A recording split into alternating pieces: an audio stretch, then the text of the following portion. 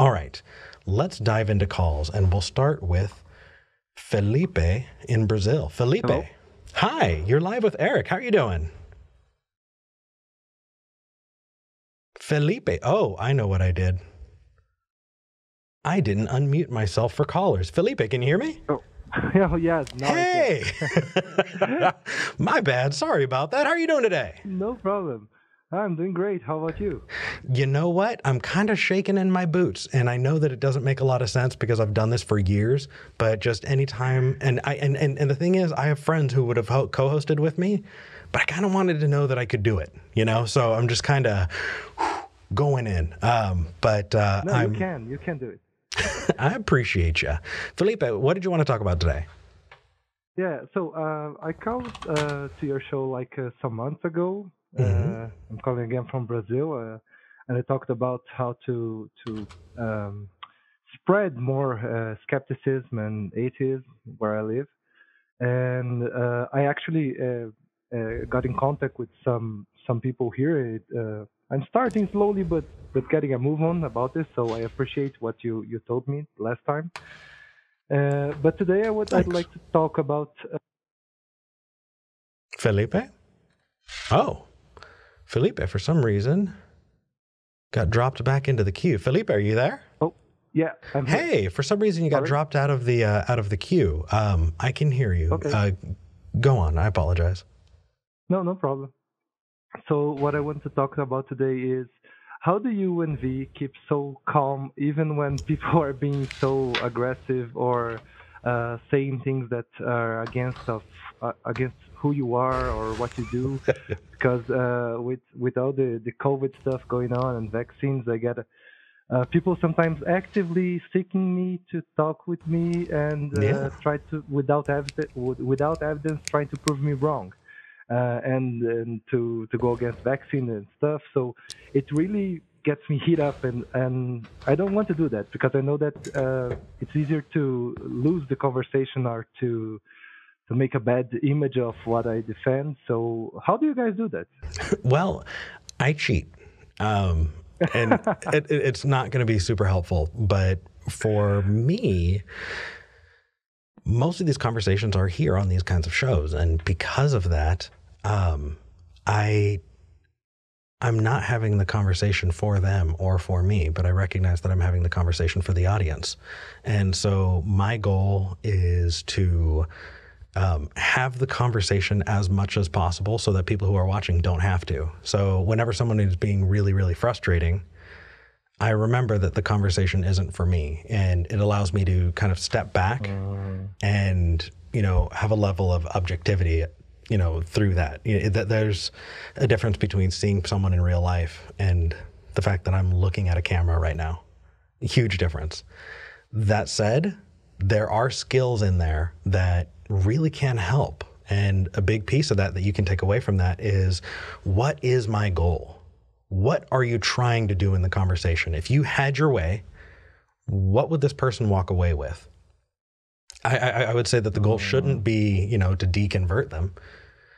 Because if someone's going to change their mind that quickly about something, they probably don't have, great tools to break that stuff down. So if you have the goal in mind, it's a lot easier. I'm just going to increase your audio there. Okay. Okay. There we go. So yeah, let me think. What else helps me? I think that...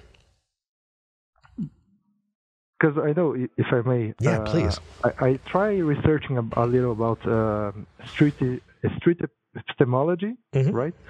And it seems awesome, but when you were face to face with someone and they start interrupting you all the time and saying that they know everything and that they try to prove you wrong, it's hard to keep it cool and to. It really, really is. So I think a lot of people tie themselves and their opinions about themselves with their ideas. And so if you attack an idea that someone has, give me just a moment. There we go. people will take it personally sometimes and feel that you're attacking them. And so kind of, if you recognize, hey, this person feels like I'm attacking them, then stopping and going, hey, you know what? I'm specifically talking about this idea. I want you to know that you as a person deserve respect.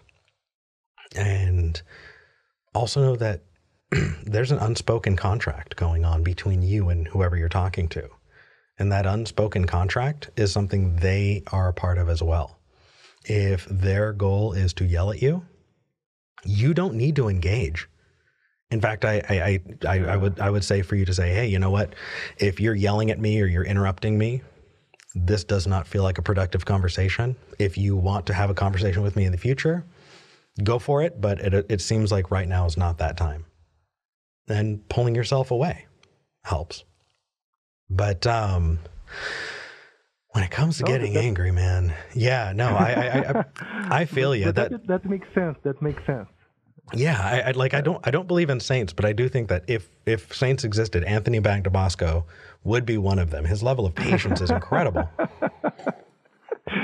Yeah. But what's his goal, right? His goal isn't to prove the other person wrong. His goal is to ask them questions that they have not yet asked themselves. Yeah, and what you said, it's really interesting. I'll try to keep that in mind. I mean, remembering that person that I'm not against them. I have issue with some ideas or some things that I believe are harmful if you defend them, especially without evidence, and that may help to keep things less heated, I think. Absolutely. That's pretty good.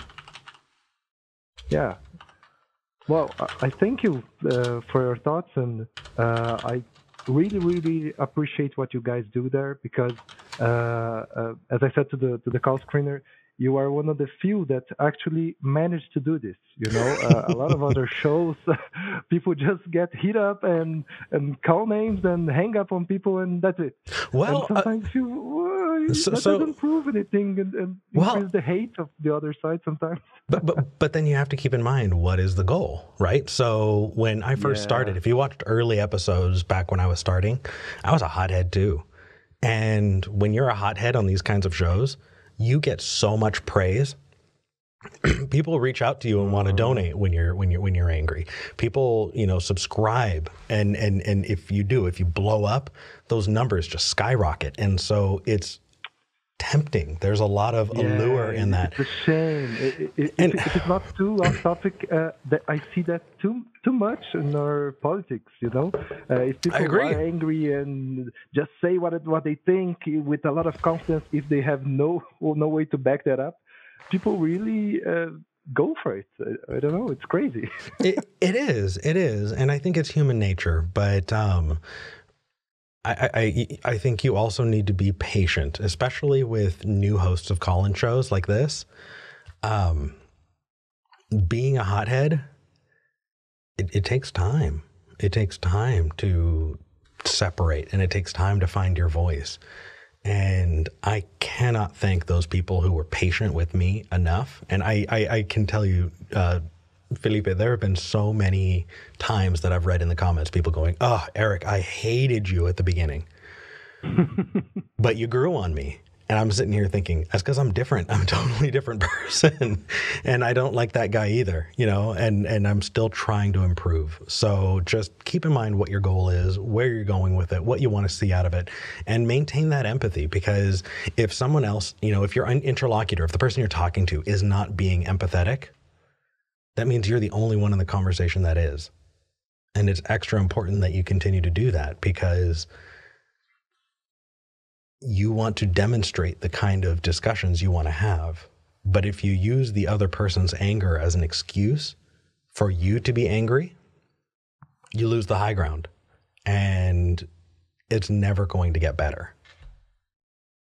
So, Felipe, thank you so much for calling in. And I'm really, really glad that you continue to watch the show and that you're having these discussions with other people. Just remember that you are also a person who deserves respect. And if somebody is being a bad partner in discussion, you don't have to engage with them. Yeah, that's a really good point. I have the tendency to try. No, no, no, no. Now I have to prove them wrong, and I know that that's not the way things work. And thank you for uh, saying that as well. And I'll try to keep that in mind. So thank you again for talking to me and Hey, all the thank great job you you. guys do. We're going to keep doing our best. And, people think that it's a huge production. There are people who will, reach out to us and expect the secretary for the show to respond. And meanwhile, like, this is V and I in our house. We do all of this stuff. Like, I'm incredibly grateful to the volunteers who are doing stuff that there's no way we could do. Shout out to Bree and all of our other call screeners who are just volunteering their time to help. And not just the call screeners, but we have an incredible crew of people. And when I say crew, I don't even know if I can say crew. They're volunteering to help us. Like, we're just two jackasses in Texas, and people are volunteering all over the place to help with moderating the live chat, with moderating on Discord. Shout out to Ascalon and everyone else in there, with moderating Facebook. And it's no way we could have done it without them. But that said, if somebody emails us and you don't get a response, it's because there's just V and we have full-time jobs and we're doing our absolute best. But anyway, that's a tangent, Felipe. I'm sorry. Yeah, no problem. But I'm here just living proof that you guys are reaching out, that you're being seen all over the world, thanks to all that help that you guys get as well. And the last message I would like to give to people watching us now is try to always think about what problems are being talked about in a global scale, because it's really funny for me sometimes when I'm here in Brazil and I see what you guys are up there and the issues that you guys have and things that people say that are, no, this is happening all over the world. And I'm like, no, it's not. It makes no sense. There are vampires everywhere. There's Illuminati everywhere. Oh, Felipe, no, you've got to watch. You got to watch the live stream on Wednesday. The video, the discussion I had with this guy, he is just a quick spoiler. Ex-vampire, ex-Satanist, Illuminati, Freemason, Mormon, Wiccan, witch, high priest, apparently. Who like this guy's? It's definitely worth checking out. But Felipe, I'm gonna hop over to the next call. Okay, thank you. Thank you. Take care. Oh, I didn't drop him. There we go. That was nice. Yeah.